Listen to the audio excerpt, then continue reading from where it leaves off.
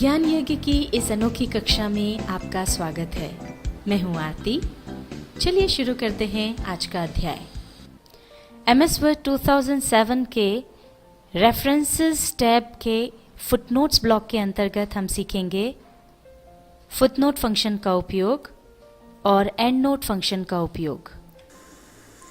आइए अब सीखते हैं फुटनोट इंसर्ट करना।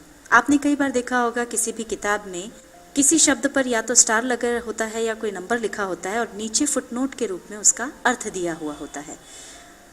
फुटनोट किस तरह से इंसर्ट किया जाए अब हम ये देखते हैं। मान लीजिए इस पैराग्राफ में यहाँ पर शुरू में लिखा है MS।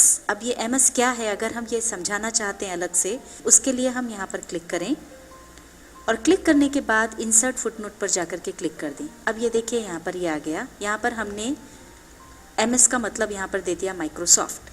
अब आप ऊपर जाकर के देखेंगे तो ये देखिए यहाँ पर नंबर 1 आ गया है और इस पर भी आप अपना माउस ले जाएंगे तो ये आपको बता देगा कि इसका मतलब है माइक्रोसॉफ्ट। इस तरह से इस पूरे पैराग्राफ में अगर और भी कोई ऐसे वर्ड्स हैं जिनका अर्थ आप समझाना चाहते हैं तो वहाँ पर आप फुटनोट इंसर्ट कर सकते हैं। अगर आपको ये फुटनोट हटाना है तो आप वहाँ पर जाकर के कर्सर रखें और उसके बाद डिलीट कर दें उसे। यहाँ से डिलीट होते ही नीचे से भी डिलीट हो जाएगा। देखिए अब यहाँ पर कोई फुटनोट नहीं है। अब अगर फुटनोट जो होता है वो प्रायः पूरे पेज के नीचे एंड में होता है, बॉटम में आपको मिलेगा।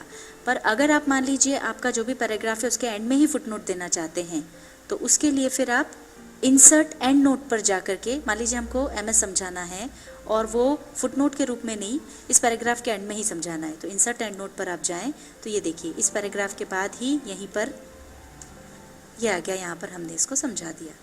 और अगर आपको ये नहीं चाहिए तो वापस यहाँ पर आप कर्सर रखें और डिलीट कर दें। ये यहाँ से गायब हो गया।